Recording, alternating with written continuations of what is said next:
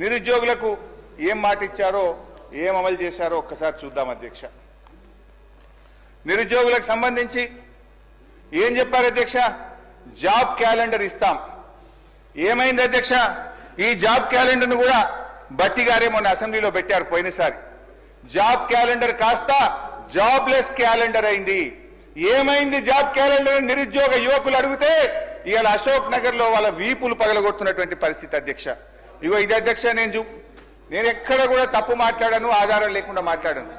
ఇది బట్టి గారు అసెంబ్లీలో ప్రవేశపెట్టిన జాబ్ క్యాలెండర్. ఆ రోజు దీని మీద చర్చించాలని నేను ఇక్కడి నుంచి లేచి ఎంత మొత్తుకున్నా బట్టి గారు కుర్చీలో నుంచి లేచి లోపలికి వెళ్ళిపోయినరు. ఈ జాబ్ క్యాలెండర్ మీద ఆ రోజు చర్చ జరగలేదు. ఈ జాబ్ క్యాలెండర్ లో ఏముంది అధ్యక్ష? ఒక్కటన్నా అమలైందా? జాబ్ క్యాలెండర్ జాబ్లెస్ క్యాలెండర్ అయింది అధ్యక్ష. ఈ జాబ్ క్యాలెండర్ లో అక్టోబర్ 2024 గ్రూప్ 1 నోటిఫికేషన్ ఇస్తామని చెప్పారు. అక్టోబర్ 24 ట్రాన్స్కో జెన్కోలో నోటిఫికేషన్ ఇస్తామని చెప్పారు.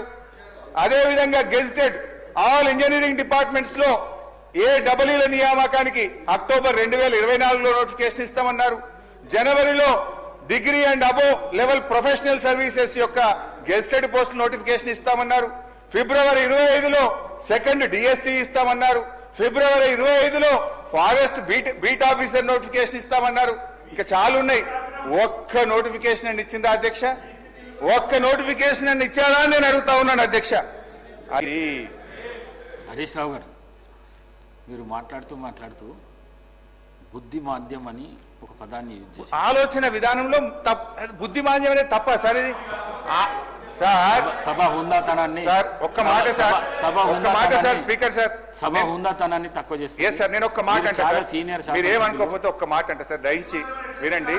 నేను ఒక మాట అంటే, ముఖ్యమంత్రి గారు సభానాయకుడు అక్కడి నుంచి నిలబడి బట్టలు ఊడదీసి కొడతా, బట్టలిప్పి ఊరేగిస్తారు ఈ సభానాయకుడు అక్కడి నుంచి మాట్లాడితే మీరు ఎందుకో వారికి చెప్పకపోతే అధ్యక్ష?